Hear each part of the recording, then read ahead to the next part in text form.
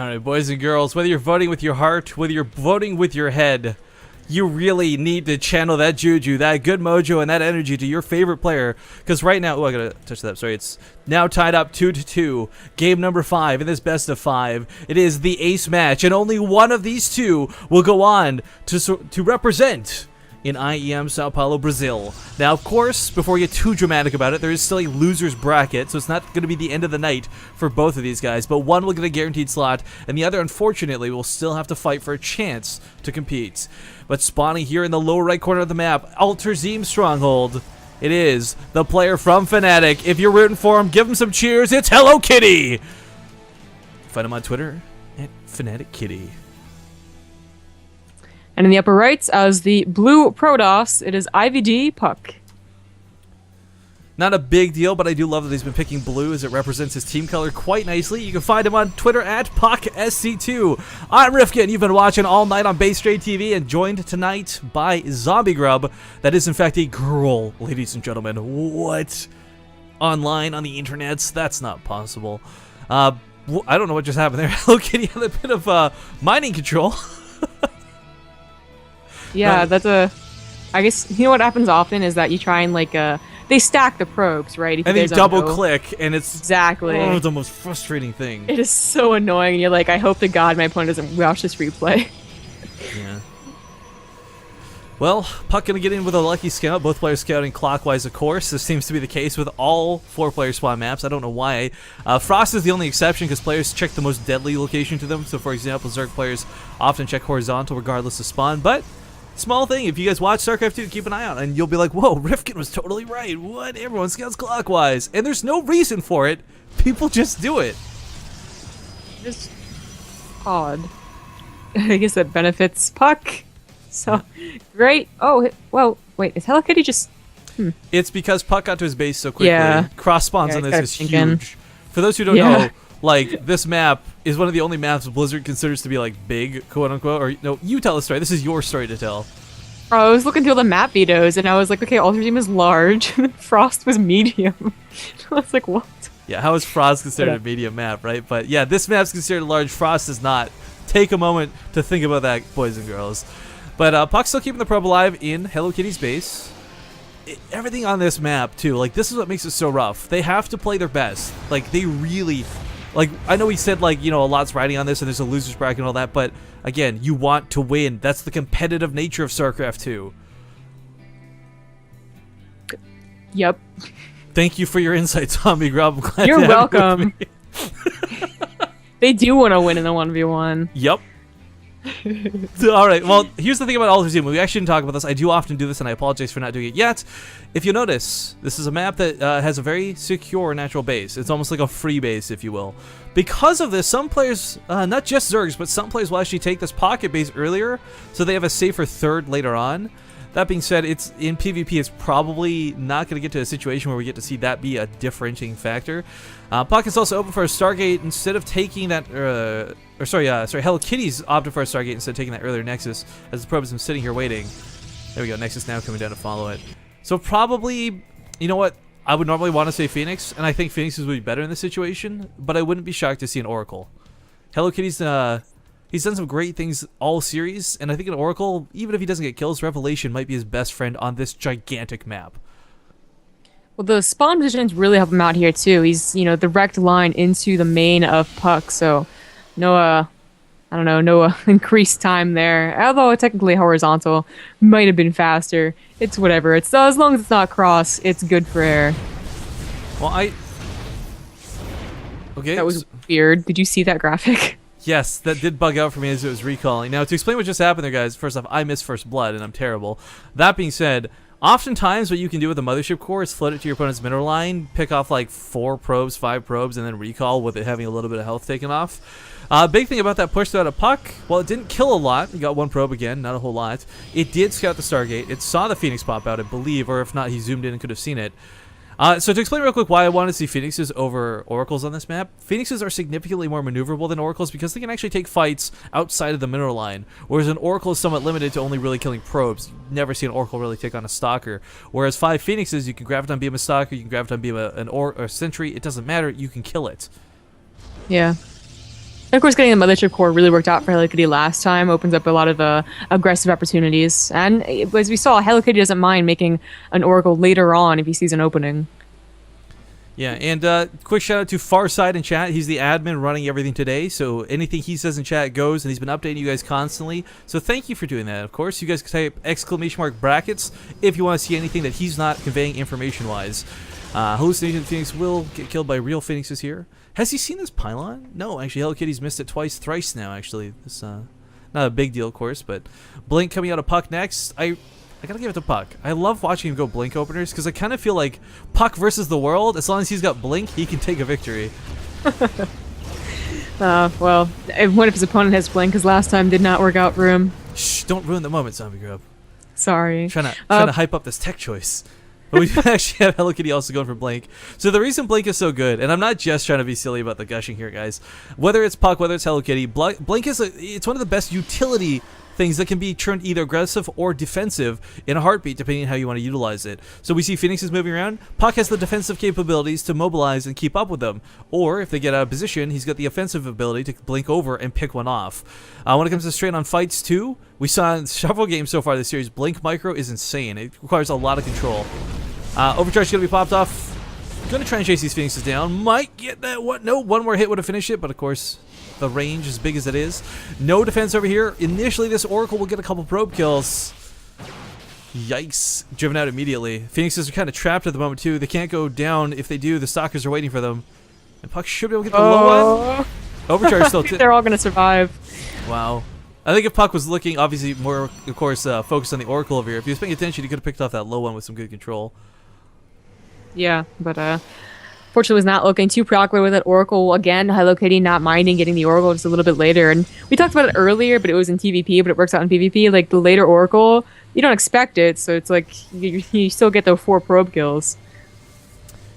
The Void Ray follow-up to this is something I find kind of interesting. It's dangerous to have both Void Rays and Immortals because they're really expensive, and often 2 bases, oftentimes you can't sustain an actual army value to support them. That being said, there are also 2 units that are great at tearing Stalkers apart, which Puck has shown he much favors over Zealots or Sentries in every series so far. Hello Kitty's been very, he's always, or at least in the very last game, he got that Void Ray, so I'm not too surprised to see him get it. It is again like a motley crew of units that if Puck decided to attack, maybe he'd have a better composition. Of course, he's still stuck back on his base, and he doesn't really have any high-tech units whatsoever. They're both going for Colossus at exactly the same time, which I believe puts their upgrades and like their tech in the exact same position. Yeah, it does. Yeah, and while this sort of lull towards the Colossus tech comes, because it will be a little bit before we have actual gameplay happen here, guys, I see a lot of you confused by chat. Base Trade TV, yeah, we do fun things. We try to be more community-oriented, and one thing, of course, we have is First Blood. It does not affect the players. They don't see it. Here, look. See, I can pop it up at any point. It's just an overlay on the actual streaming machine, so to avoid confusion, because I think some people are actually falling for the trolls, there's nothing that actually comes in the game from First Blood. It's just a fun little thing we like to do. But Hello Kitty, one thing I do like that he's finally doing, by moving out, he's going to assert some map control. It doesn't seem like a lot, but this one pylon from Puck kind of gives him a little bit more than what Hello Kitty's had this game, because it allows him to do offensive warpins behind Hello Kitty once Hello Kitty's sieged outside of his base. Now losing the pylon, finally cleaning it up, Puck is going to be forced to take a fight strictly on the defensive. Mm-hmm. Still with like on the ramp and the high ground, and of course the Immortals can sometimes get, pot shots off on Colossus. There's no way that Hello Kitty's going to be pushing in here anytime soon and actually doing very much at all. Blink's Talkers, those Phoenixes have been alive for quite a while. They've taken quite a bit of hull damage, but they're still so useful. Well, we finally have a third base coming out of Hello Kitty, and this is where it gets weird to consider, because this is normally something you see with Sentries in like the early stages of the game. Puck is now going to be, he's not really been soft contained per se, but he's been scared to move out because of all the air, right? So now this has given Hello Kitty the opportunity to take a third, which I kind of would have loved to have seen earlier, but it's a big investment. He is down in army supply, upgrades are even, but what I really like about these Templar from Puck, it's not for storms, but it's going to feed back those pesky Phoenixes. That's true, and then turn into those Archons, which are going to be more useful than Storm. Absolutely, yeah. When we saw the mass Void Ray PvP back in the day, Storms actually could be effective, but not so much in regular PvP. Interesting third position. It has. Interesting third position from Hello Kitty. I wonder why he decides to take that one. I mean, the other one is closer to his opponent technically, but usually in a PvP, that's not what really matters. I think it's because the base less traveled. Finally, the Phoenix is cleaned up, by the way. But Puck is not going to see that, right? Like, Puck's going to think he's going to come outside of his opponent's base, see no third, and think, oh, we're both on 2 bases. There's no reason for him to go and scout over here. He may still do it because Puck is a very thorough player, but there's no reason for him to initially do that, not unless there's like a probe transfer or something. This does, of course, pose a huge risk in the fact that Hello Kitty, first off, he's wasted essentially, quote-unquote, 20 army supply more than Puck, so Puck has a massive army lead. This base is also significantly more exposed. So if Puck knows about this, he's going to get a lot of kills for free, or take a good army fight. But the longer he waits, the closer Hello Kitty is going to get to maxing while he is still, you know, almost there but not quite. Now, checking the tech before we engage this battle, one thing Hello Kitty does have is extended thermal lance. Puck's is just now finishing up. I think that's what he's waiting on to engage. Both players are 1-1. Both players have Blink, so the exact same tech going on right now. Probe's going to be sacrificed here to free up a little bit of supply.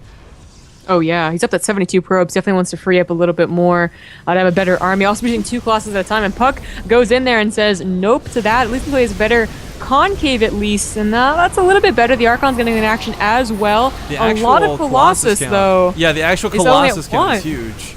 It's 4 to 1, but he's being... Yeah. Well, that's what I'm saying. The Colossus were great for the initial engagement, but there's no fluff for them underneath this. The Archon's pushing forward, and the Immortals are actually punching holes through these Colossus. Falling back off of this, realizing he can't fight in a choke. Huck! Oh my god. Or, sorry, Puck, I mean. I was going to say... Sorry, I was flabbergasted watching the Mothership Corps shoot, like, 2 Stalkers. Like, I don't know why he didn't pull that back, but... Okay. He takes a pretty decent engagement, let's be honest. But now he's starting to fall behind, and a lot of this is the economy. Yeah, of course, that third base is up for Hello Kitty, but Puck still doesn't even know about it and is only just starting his own third. Additionally, during that attack, I think +2 finished just in time for Hello Kitty, so that also really helped out. Gonna have upgrade for his charge lots faster as well, and that probe, I don't even know what it was doing. I'm trying to be a hero, I guess. It was part of the ones he sacrificed earlier. He's trying to actually kill probes with them.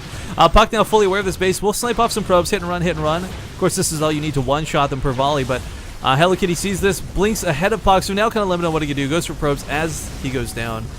Still, though, heavily behind in army supply. This is looking really scary. This is that scenario where I really wish Puck was going for Tempest, because the Colossus count will not match that of Hello Kitty's anytime soon.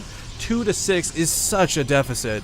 And actually, with all Zealots here, no charge. This army is actually not looking very good at all. Now would be a good time. You know, this is the situation I was talking about when they're a little behind and they need something to come back because they're not definitely going to be coming back in a Colossus count soon. They try and reach up the Tempest really fast. And Tempest, like, they 3-shot a 4-shot Colossus? It's insane. I think it's 4-shot. I could be wrong. 3 sounds more likely because no, it's 4 because it's like what 85 damage or 90. It's a lot. Forget math. We're on stream. The rule is don't do math on stream. What is important though? Puck has matched his opponent's Colossus production. And it doesn't seem like much, but when you're only down by 2, you can actually take a fight. But moving across the map, Hello Kitty's going to have that defensive advantage, and it'll be a difference of 4, not 2. Yeah, this definitely has to be for something like, you know, just purely posturing, trying to make himself look scary, and, you know, just recall when things actually start to come together. But he's actually have a Mothership Core, so, yeah, pushing out, not the greatest thing in the world right there. This is This is weird, of course, because neither player wants to move out against the other. The only difference is Hello Kitty's had a lot better scouting information of Puck's current army than Puck has had of Hello Kitty's. I mean, yeah, the Oracle died to a feedback, but he got to see how many Colossus were down.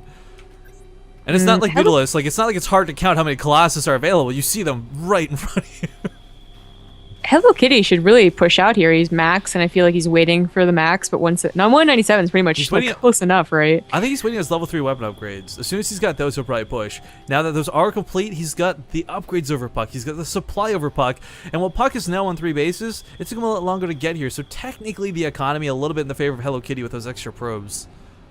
Yeah, he's also putting down those proxy pylons, which really means that a Protoss player is really hoping to push in here and maybe win the game. And I feel like Hello Kitty, unless he completely botches this, is going to have a very the good spread out chance of Puck, of winning though, here. That spread from the Colossi are actually really good. Zealot lines do clash into one another, and Puck has more Archons than his opponent.